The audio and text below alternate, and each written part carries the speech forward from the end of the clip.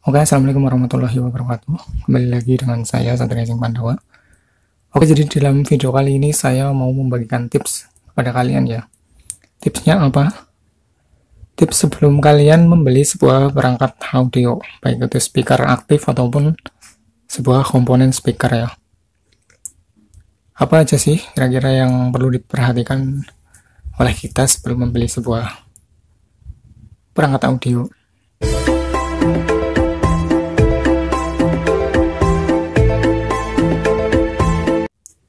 Oke, sebelum lanjut ke dalam videonya, silakan bagi kalian yang belum subscribe channel saya, bisa kalian tekan tombol subscribe ya, agar saya makin bersemangat dalam membuat konten-konten tentang seputar audio dan berbagi informasi pada kalian. Dan bagi yang sudah subscribe atau sudah view video saya ucapkan terima kasih. Oke, kita lanjut ke videonya ya. Apa sih tips yang harus kita perhatikan sebelum membeli sebuah perangkat audio, baik itu speaker aktif ataupun komponen speaker? Oke, jadi tips yang pertama adalah kebutuhan ya. Kebutuhan yang gimana?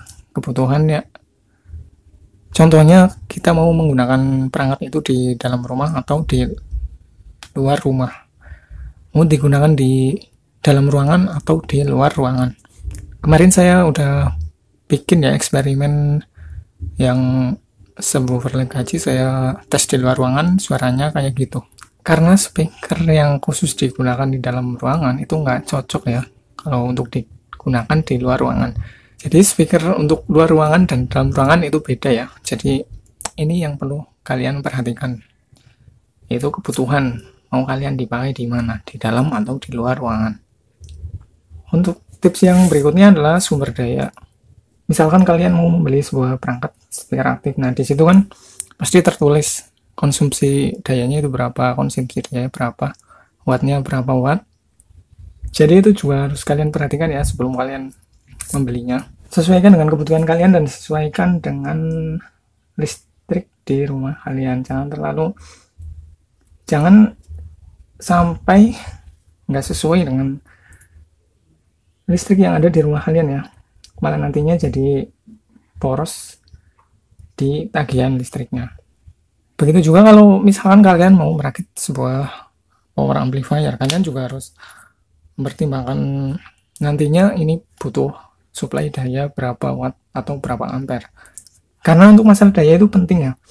Karena untuk hasil suaranya nanti itu juga sangat ditentukan oleh sebuah daya yang disuplai atau power supply itu sendiri. Jadi misalkan kalau kalian beli driver atau beli speaker untuk merakit sebuah power amplifier, itu harus kalian juga pertimbangkan lagi tentang mengenai sumber dayanya. Maka untuk tips yang berikutnya adalah box speaker ya. Mungkin kalau untuk speaker aktif sih ya udah dirancang dari pabrikannya untuk digunakan di dalam ruangan otomatis. Seperti punya saya kemarin subwoofernya itu kan, itu sih saya bikin sendiri ya, box subwoofernya nggak maksudnya saya pesen gitu loh sama orang, jadi itu bukan buatan pabrik ya, tapi buatan perorangan. Nah mungkin itu juga bisa jadi referensi kalian kalau mau bikin box subwoofer yang untuk dalam ruangan. Silahkan klik videonya, sudah saya upload dan sudah saya bagikan ya skemanya, ukurannya. Silahkan bisa ditonton saja di channel ini. Nah misalkan kalau kalian mau membangun sebuah sound system untuk di luar ruangan, ini beda lagi boxnya, nggak sama kayak yang untuk di dalam ruangan, karena box di luar ruangan itu banyak macamnya ya.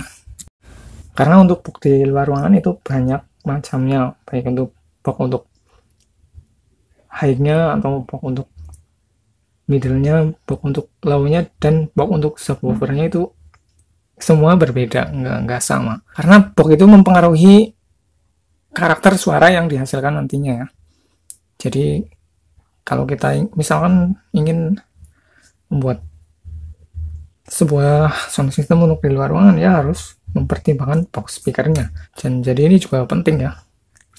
Untuk tips yang berikutnya adalah perlengkapan. Kalian juga harus mempertimbangkan perlengkapannya. misalkan kalian mau membeli sebuah speaker aktif ya, kalian harus mempertimbangkan perlengkapannya yang dari sana. Perlengkapan misalnya yang harus kalian cek adalah, pertama ya, kalau speaker aktif yang sekarang kan di sana itu pasti dibawakan, sekarang ada remote-nya, terus ada cek RCA-nya, juga ada kartu garansinya. Ini yang paling penting sih kartu garansi ya, karena ini sangat penting. Misalkan ada kerusakan di perangkat kalian bisa klaim garansi ke produsen speaker tersebut. Dan juga misalkan kalau kalian mau membeli speaker komponen juga sama kayak gitu, kalian harus cek perlengkapannya atau kondisinya sebelum kalian membelinya atau membawa pulang perangkat tersebut. Yang paling penting sih kartu garansi ya. Kalau kalian membeli kok nggak ada kartu garansinya, nanti yang rugi juga kalian sendiri. Soalnya kalau ada kerusakan apa gitu, kalian pasti bingung mau klaimnya ini kemana. Jadi perlengkapan itu penting ya dicek. Selanjutnya adalah daya RMS. Nah, kemarin saya sudah bahas mengenai daya PMPO dan daya watt RMS ya. Jadi kalian kalau mau membeli suatu perangkat, baik itu speaker aktif atau speaker komponen, kalian harus melihat daya RMS-nya, jangan melihat daya PMPO. Karena daya RMS ini adalah daya yang akurat, daya rata-rata dari sebuah perangkat tersebut ya. Kalau daya PMPO sih ya, kalian bisa tonton video saya yang kemarin, saya sudah bahas lengkap di sana ya. Kalau kalian yang belum nonton, silahkan klik videonya, ada di channel saya. Jadi kalian harus melihat daya RMS-nya, jangan daya PMPO-nya. Jadi daya RMS 150 watt itu lebih baik daripada daya PMPO yang 30.000 watt misalkan, karena daya RMS ini adalah daya rata-rata atau ya sudah jadi standar lah kalau daya RMS. Oke, jadi gitu ya. Untuk tips yang selanjutnya adalah brand. Brand ini juga penting ya, karena sebuah produk itu ditentukan dari brand itu sendiri. Misalkan kalian mau membeli speaker aktif atau speaker komponen, itu kalian harus mempertimbangkan brand atau merek dari perangkat itu sendiri misal. Jadi kalian harus memilih brand yang sudah terkenal atau sudah lama ada. Jadi kalian harus memilih brand yang sudah terkenal atau sudah lama ya. Jadi kalau kalian memilih brand yang belum terkenal atau brand baru atau yang baru datang, pendatang baru gitu, itu belum terjamin ya, terjamin kualitasnya. Jadi itu belum terjamin ya kualitasnya.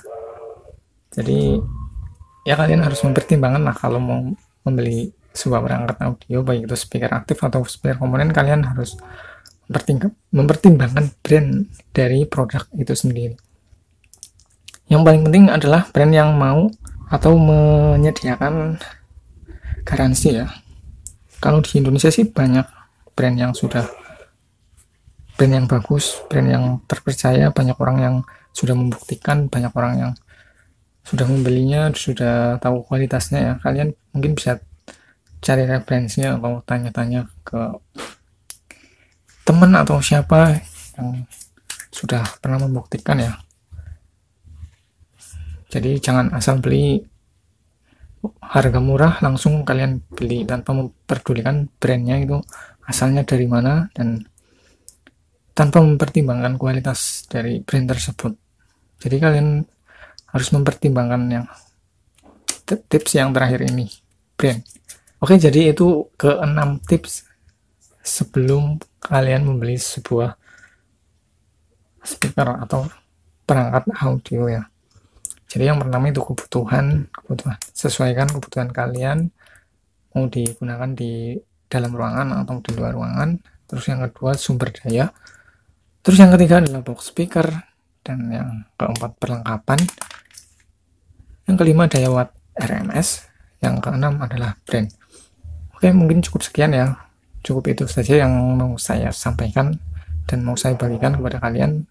Mudah-mudahan ini bermanfaat buat kalian yang sedang atau mau membeli sebuah perangkat audio ataupun speaker ya.